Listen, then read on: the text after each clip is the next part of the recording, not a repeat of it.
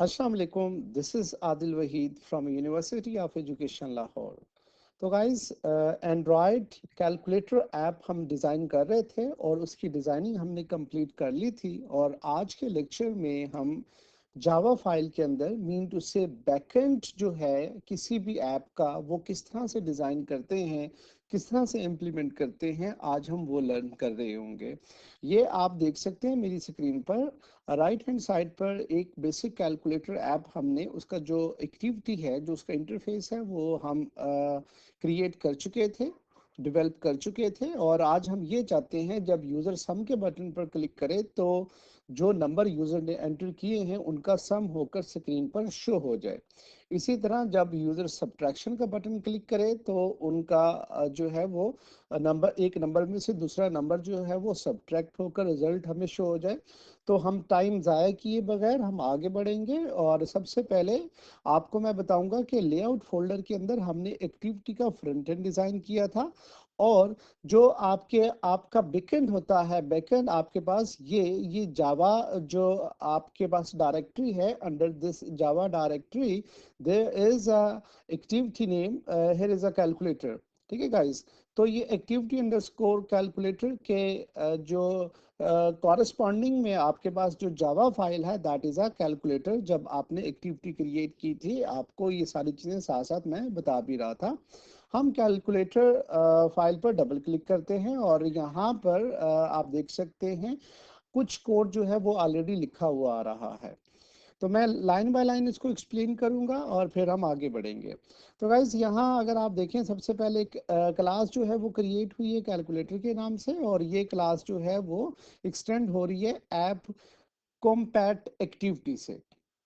Okay, mean two से inheritance हो रही है। एक आपके पास चाइल्ड क्लास है दैट इज अ कैलकुलेटर, और एक आपके पास पेरेंट क्लास है that is a app compat activity. फिर एक आपके पास यहाँ पर एक मेथड है, आप देख सकते हैं is the definition of on create method. और इस ऑन क्रिएट मेथड में एक पैरामीटर आपके पास बंडल क्लास का है, save instance state. Okay, on create जो है गाइस, ये ऑन क्रिएट मेथड जब भी आप अपनी एक्टिविटी फर्स्ट टाइम क्रिएट करते हैं या आपकी एक्टिविटी लॉन्च हो रही होती है, ऑन क्रिएट मेथड जो है वो रिस्पॉन्सिबल होता है आपकी एक्टिविटी को क्रिएट या लॉन्च करने का। फिर इसके अंदर ये जो ऑब्जेक्ट है सेव्ड इंस्टेंस स्टेट, जो कि बंडल क्लास का है, इसका क्या काम होता है? इसका काम ये होता है कि जब कभी भी आप अपनी ऐप की ओरिएंटेशन को चेंज करते हैं फ्रॉम हॉरिजेंटल टू वर्टिकल और फ्रॉम वर्टिकल टू हॉरिजेंटल, तो आपकी ऐप का या आपकी एक्टिविटी का जो स्टेटस है वो सेव्ड इंस्टेंस स्टेट में क्या हो जाता है? सेव हो जाता है। लेट्स सपोज आपका जो मोड था वो वर्टिकल था, और जैसे ही आपने हॉरिजॉन्टल किया तो आपकी एक्टिविटी में चेंज आया। और हॉरिजॉन्टल से एक वर्टिकल तक पहुंचने तक आपकी एक्टिविटी का जो स्टेटस या आपकी एक्टिविटी से रेलेवेंट जो डेटा था वो जिस ऑब्जेक्ट में स्टोर होगा that is a saved instance state. और सेव्ड इंस्टेंस स्टेट जो है वो किस क्लास का ऑब्जेक्ट है? बंडल क्लास का ऑब्जेक्ट है। ठीक हो गया गाइस? ओके, जैसे ही आपका जो है वो सपोज वर्टिकल से हॉरिजॉन्टल कंप्लीट हो गया ओरिएंटेशन, आप टोटली आपकी ओरिएंटेशन जो है वो चेंज हो चुकी है, तो ऑन क्रिएट का मेथड जो है वो दोबारा से कॉल होगा। ठीक है, ऑन क्रिएट का मेथड मैं आपको बता रहा हूँ वो दोबारा से कॉल होगा, और सेव्ड इंस्टेंस स्टेट से जो डेटा था उसको वहां से लोड किया जाएगा। ठीक है, और आपकी ऐप जो है वो आपको बिल्कुल इसी तरह चलती हुई नजर आएगी जब आप वर्टिकल में काम कर रहे थे और वर्टिकल से आप हॉरिजॉन्टल में आ गए या हॉरिजॉन्टल से वर्टिकल में आ गए हैं। ओके, तो यहाँ सेट कंटेंट व्यू जो है वो मेथड यूज हुआ है, और सेट कंटेंट व्यू बेसिकली आपकी इस जावा फाइल को बाइंड कर रहा है आपकी एक्सएमएल फाइल के साथ। ठीक है। सेट कंटेंट व्यू जो है आपके लेआउट्स के ऊपर जो भी विजेट्स थे बेसिकली उनको अरेंज कर रहा होता है, आपके लेआउट्स पर आने वाले विजेट्स की अरेंजमेंट को डील कर रहा होता है, ये उनको हैंडल कर रहा होता है। But the basic task of set content view is that just to create a binding between the front end file and back end file. ठीक है। ये देखें, अगर मैं गाइज यहाँ पर जो है आप देख सकते हैं, ये आपको एक्टिविटी अंडरस्कोर कैलकुलेटर, ये आपको फ्रंट एंड फाइल का नेम बता रहा है, दैट इज एक्टिविटी। ये लेआउट फोल्डर में पड़ी है हमारे पास एक्टिविटी अंडरस्कोर कैलकुलेटर। तो इस जावा फाइल के अगेंस्ट जो है आपके पास जो फ्रंट एंड फाइल है that is activity underscore calculator dot XML, but यहाँ पर एक्सटेंशन आपको लिखने की जरूरत नहीं है। तो ये बातें थी जो आपको हर सूरत में पता होनी चाहिए। ठीक है गाइस। तो ये आपके तमाम एप्स, जितनी भी ऐप आप क्रिएट करेंगे, ये कोड जो है वो ऑटोमेटिकली आपको यहाँ पर लिखा हुआ मिलेगा। लेकिन इस कोड का आपको पता होना चाहिए कि इन लाइंस का क्या मतलब है, ऑन क्रिएट मेथड का क्या मतलब है, ये सेट कंटेंट व्यू क्या काम करता है, बंडल का जो ऑब्जेक्ट है सेव्ड इंस्टेंस स्टेट, इसका क्या काम होता है। मैं ये सारी चीजें आपको एक्सप्लेन कर चुका हूँ। तो हम जो है गाइस आगे बढ़ते हैं। और यहाँ पर सबसे पहले हम क्या काम करेंगे, हम जो है अपना फ्रंट एंड का कोड देखेंगे एक्टिविटी का। और हमें क्या चाहिए, हमें ये चाहिए कि यूज़र जो है ये फर्स्ट एडिट टेक्स्ट के अंदर जो डेटा एंटर करता है वो हम लेने में इंटरेस्टेड हैं। और जो यूज़र जो है सेकंड एडिट टेक्स्ट के अंदर जो डेटा एंटर करता है वो हम गेट करने में इंटरेस्टेड हैं। और कब गेट करने में इंटरेस्टेड है, जब यूज़र सम का बटन क्लिक करेगा तो फर्स्ट एडिट टेक्स्ट में एंटर किया हुआ data plus second edit text में एंटर किया हुआ डेटा वो हमें मिल जाए। और आपको मैंने बताया था कि हमने तमाम एडिट टेक्स्ट को या तमाम विजेट्स को सॉरी एक आईडी दी हुई है। और ये आईडी किस पर्पस, इस आईडी का पर्पस क्या होता है, आईडी का पर्पस ये होता है कि इस विजेट्स को आप इस विजेट को आप जो है जावा फाइल में एक्सेस कर सकें। और किसी भी यूआई कंट्रोल या विजेट को आप जावा फाइल में अगर एक्सेस करना चाह रहे हैं तो उसको एक्सेस करने के लिए हम क्या यूज करते हैं, हम आईडी यूज करते हैं। इसलिए तमाम विजेट्स को क्रिएट करते हुए मैंने आईडी असाइन की हुई है। ईडी फर्स्ट जो है फर्स्ट आईडी टेक्स्ट का आईडी है, ईडी सेकंड आईडी टेक्स्ट की आईडी है, और फर्स्ट बटन की जो आईडी है वो बीटी सम है। तो हम जो है गाइस अपनी जावा फाइल में आते हैं, ये कैलकुलेटर डॉट जावा है। और सबसे पहले हम जो है ऑब्जेक्ट यहाँ पर बना लेते हैं, एडिट टेक्स्ट का बना लेता हूं। दो हमें एडिट टेक्स्ट के ऑब्जेक्ट चाहिए क्योंकि दो ही एडिट टेक्स्ट हमारे पास एक्टिविटी पर हैं, फ्रंट एंड पर हैं। एक का नाम रख लेता हूं edx1, ठीक है, और कॉमा डाल के एक का नाम रख लेता हूं edx2। तो ये हमारे पास ऑब्जेक्ट बन गए हैं। एक हमें बटन भी चाहिए था, वैसे तो 4 बटन चाहिए लेकिन अभी मैं जस्ट सम बटन की बात कर रहा हूँ। और मैंने यहाँ क्या रख दिया है नाम, बटन 1 कर दिया है, या बीटी सम 1 कर दिया है। ठीक हो गया। ये सेमीकोलन मैंने डाला तो ये बटन ये सॉरी ये ऑब्जेक्ट जो हैं ये आपके पास यहाँ पर डिक्लेयर हो चुके हैं। दो ऑब्जेक्ट हमारे पास एडिट टेक्स्ट टाइप के हैं, एक ऑब्जेक्ट आपके पास सम बटन टाइप का है, सॉरी एक ऑब्जेक्ट बटन टाइप का है। और यहाँ पर हम क्या काम करेंगे, अब हम इनको इनिशियलाइज करेंगे। अभी तक हमने जो काम किया है, एडिट टेक्स्ट और बटन के जो ऑब्जेक्ट हैं उनको डिक्लेयर किया है, यहाँ पर हम इनको इनिशियलाइज करेंगे। और edx1 और इक्वल टू जो आपने जावा फाइल में रहते हुए किसी भी यूआई कंट्रोल को अगर उसके साथ बाइंडिंग बनानी है तो उसके लिए आप क्या कहते हैं, उसके लिए आप मेथड यूज करते हैं find view bye ID.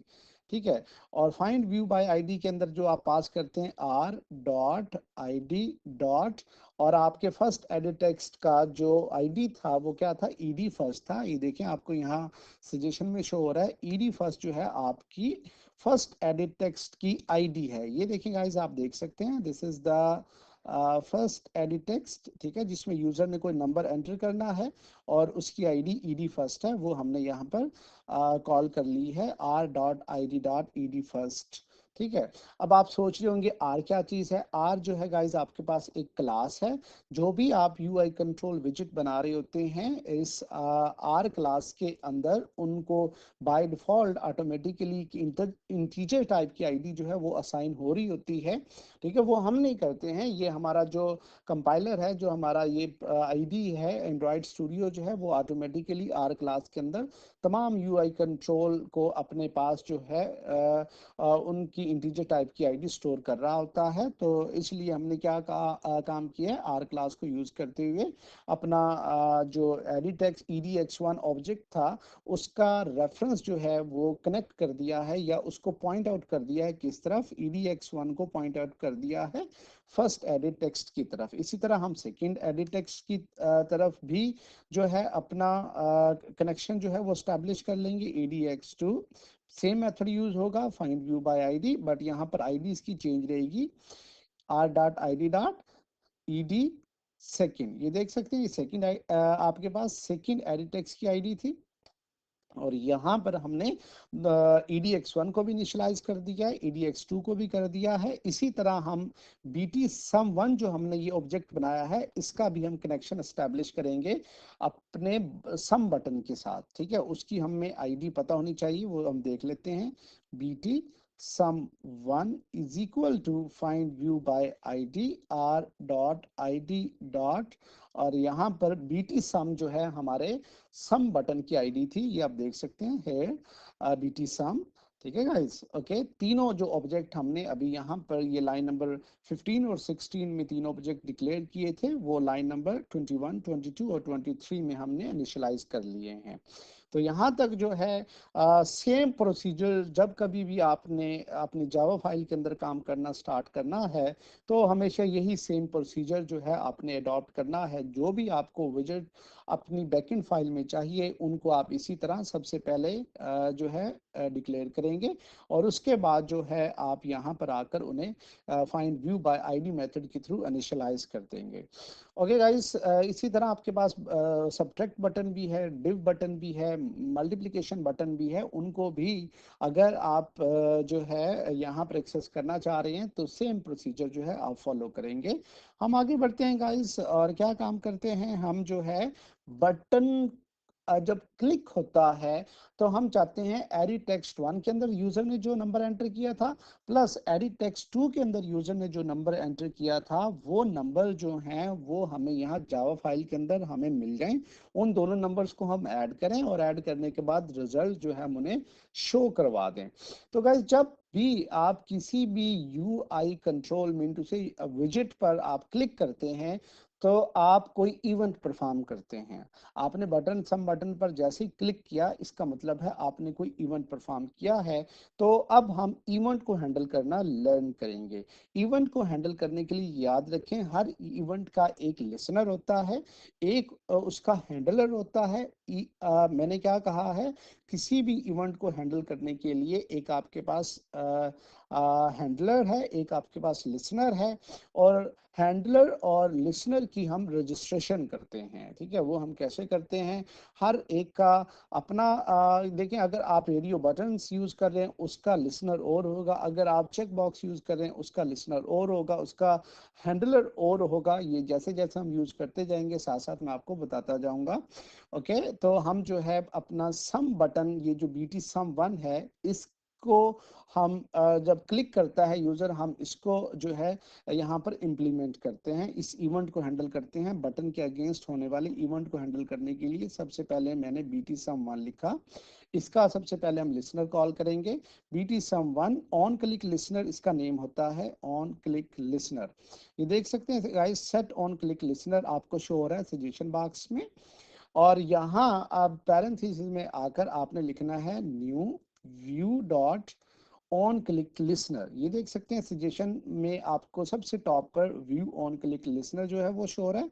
Enter hit कर देंगे गाइस। जैसे ही हमने एंटर हिट किया तो automatically set on click listener के लिए जो हैंडलर था वो था ऑन क्लिक और ये दोनों आपस में ये देख सकते हैं सेट ऑन क्लिक लिसनर के अंदर जो है सेट ऑन क्लिक मेथड जो है वो क्रिएट हो चुका है, ये आपके पास हैंडलर है और ये आपके पास लिसनर है। तो हैंडलर और लिसनर की रजिस्ट्रेशन ऑटोमेटिकली हो चुकी है, आपको करने की जरूरत नहीं है। ठीक है, आपको बिल्कुल भी कोई काम नहीं करना है, जस्ट आपको पता होना चाहिए कि लिसनर कौन सा होता है बटन के लिए। और लिसनर में आप जैसे ही view dot on click listener pass करेंगे और एंटर हिट करेंगे, ऑन क्लिक का मेथड जो है वो ऑटोमेटिकली क्रिएट हो जाएगा। ओके, आज के लिए इतना काफ़ी है। नेक्स्ट लेक्चर में हम जो है एडिट टेक्स्ट से डेटा गेट करेंगे और गेट करने के बाद जो है वो हम नंबर्स को सम कर रहे होंगे। ओके गाइस, जल्दी ही मैं आपसे जो है नेक्स्ट ट्यूटोरियल में इंशाल्लाह मिलूंगा।